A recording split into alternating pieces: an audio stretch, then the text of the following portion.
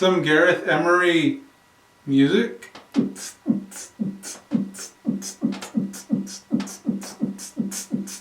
Episode 4 of The Mandalorian. Sanctuary, Gareth Emery. So the episode starts out with this gorgeous shot of some krill.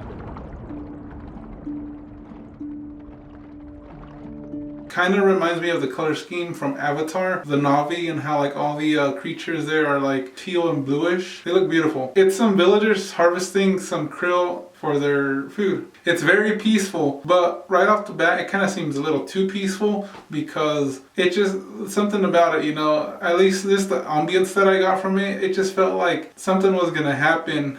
Then there's this little girl catching toads. I bet Yoda could show her a few things about that. Spit that out.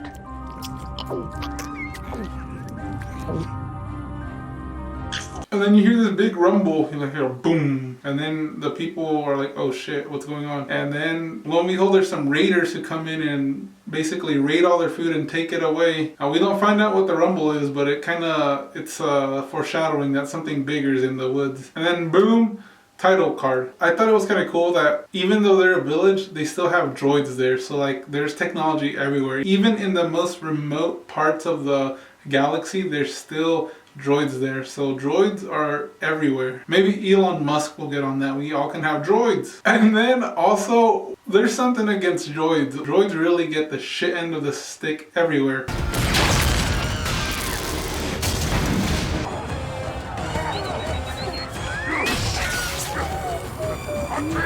That was unnecessary. What did the droids do to anyone? I mean, if they're harvesting krill for you to come jack it and they're using droids to help them harvest the krill, wouldn't you think they could leave the droid there so that way they can use the droid to harvest more krill and then they can raid it? I mean, these raiders are pretty dumb if you ask me. No one said they were the smartest.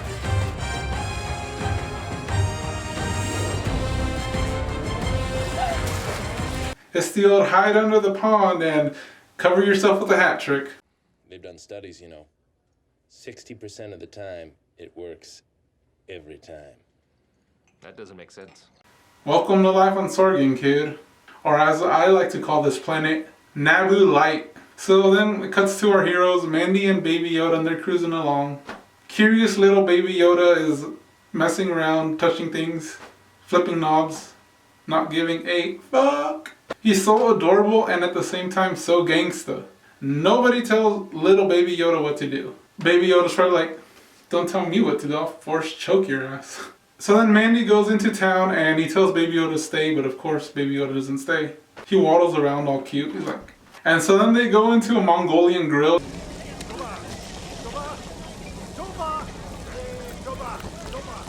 And then you see the Cheshire Cat's sister.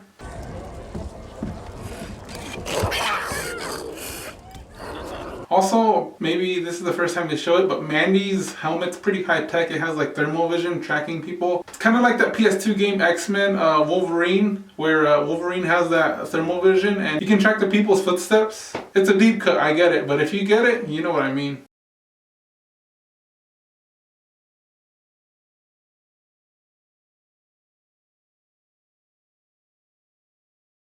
So then there's this woman that Mandy notices and then she disappears and he goes to look after her and then they get into kind of a scrap, but they become, I guess, acquaintances after that. And Baby Yoda's all just kind of just chilling, sipping his tea or bone broth. That was hilarious. I mean, they know what's up with that one. Like, Star Wars has been killing it with the comedy. So then they're like, alright, you gotta go because I was here first. And Mandy's like, alright. So he goes to some mechanic work at night. Who works on a ship at night? I mean, come on. The villagers from the raided village come to recruit him so that he can help them. And then he's like, you guys don't have enough money. But then they're like, oh, but you got shelter. Not a bad idea. Alright, I'll accept. And then Mandy's all like, oh, I'll still take that money though. I mean, you know. Well. I'm sorry.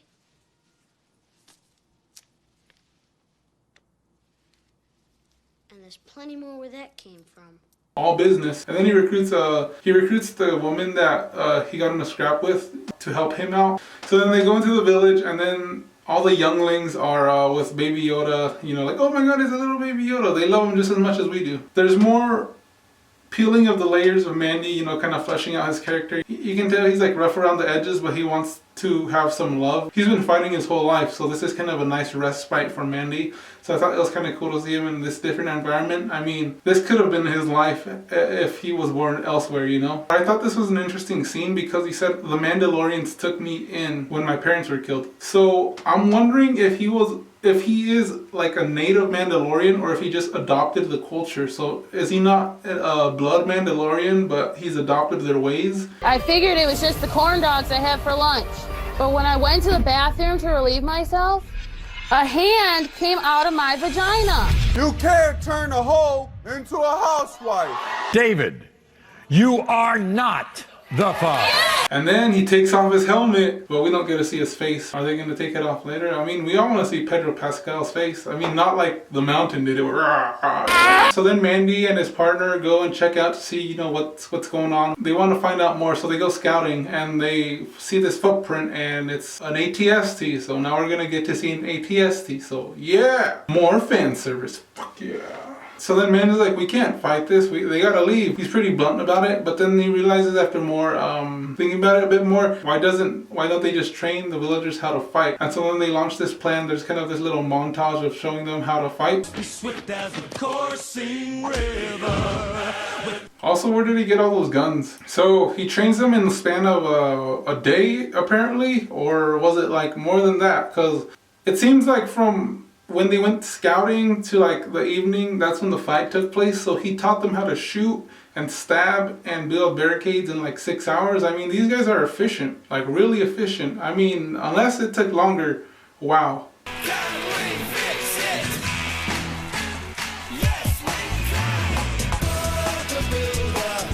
So then they go launch the plan. They try to lure in the raiders into their trap, and Mandy and his partner. And so they go and they see them drinking this like glowing stuff, and then they take out those guards and they go into their brewery, it looks like, and they blow up the brewery and escape and lure them in, and the walkers chasing them, and then the battle ensues. Kind of reminded me a little bit, by maybe because of the lighting, Cal's Dark, of like the Battle of Winterfell from Game of Thrones. And so then they get fighting, and then they pull off this cheeky plan to get the walker to fall, and it works. But there was some sweet shots in there. Like the landscape shot of the ATST and the villagers looked phenomenal. And then the ATST with its glowing red eyes looked great as well. Like it was fantastic. I loved it. So then the battle's over, and then they're at peace. And then one of the villagers tries to convince Mandy to stay. And Mandy's plan was to leave Baby Yoda and for him to leave because he just felt like that wasn't the life for him. And while he's talking, there's this assassin, the one snitch guy that I'm talking about in the episode 1 of the series, tries to snipe Baby Yoda, but Mandy's partner gets the jump on him from behind and blasts him, and so then he realizes they're not going to be safe, so they got to get out of here, both of them. I also like how there's like Baby Yoda like playing around with little krill just flopping around. Also, you can see Baby Yoda as a cold killer because there's this frog that the girl was trying to catch at the beginning of the episode, and then Baby Yoda just like snags it like out of nowhere and gets him on the rock, and then he swallows it, or half swallows it, and then the kids shame him into not eating it, and so he lets it go. So that rock got lucky. Also, there was this one line was delivered phenomenally, I thought. I really loved it when Pedro Pascal says it would, meaning talking about how it would be nice to stay there.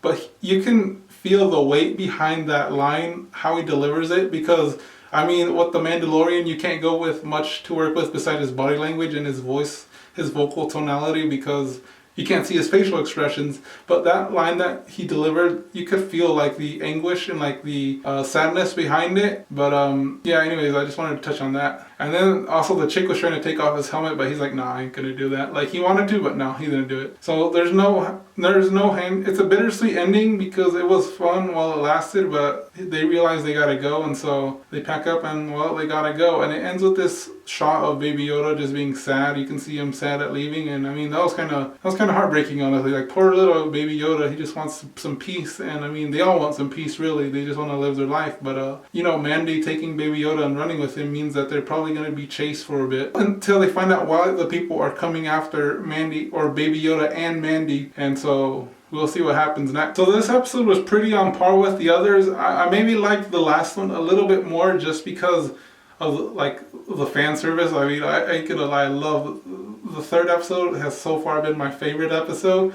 This one was really good though, like, and it seems like it's a little bit slow, but it kind of fits the theme and the pacing of the actual storyline, because this is a break for Mandy, a small break for him from the conflict, from the running, so it kind of fits the same pacing. So the plot doesn't really advance too much, but the pacing of this episode fits that, because it's supposed to feel like a break, maybe even for the viewer, because nothing really much is going on. You know, they've gotten away for a little bit, but people are still going to come after them, and you see at the end how it kind of catches up with them. I really enjoyed the ambience of the episode. The creators are able to show what they can create. You know, they can build the world a bit more and flesh out characters. Well, it was a very well constructed episode though. Bryce Dallas Howard did a great job with the visuals, the directing, the scenes. I really love this episode too. And it showed a ATST Walker. I mean, what more do you want, right? Like, it's great. Every episode has been giving us just a little bit of sugar, and I love it. Where's their journey gonna lead them to now? Because now they're on the run again, so they gotta keep running from these bounty hunters that are chasing them. How many more bounty hunters are gonna come track them? And who is cleaning up the dead bodies inside that walker? Because Mandy threw a thermal detonator in there, and I'm presuming it's just like stew everywhere and nasty blood and meat. So who's gonna clean that up? Ew, ew, ew. Thank you guys for watching. If you guys like this video, please like, subscribe, and comment, and let me know what you think. What's gonna happen next episode? What's gonna happen overall? Anyways, thanks for watching again. Peace.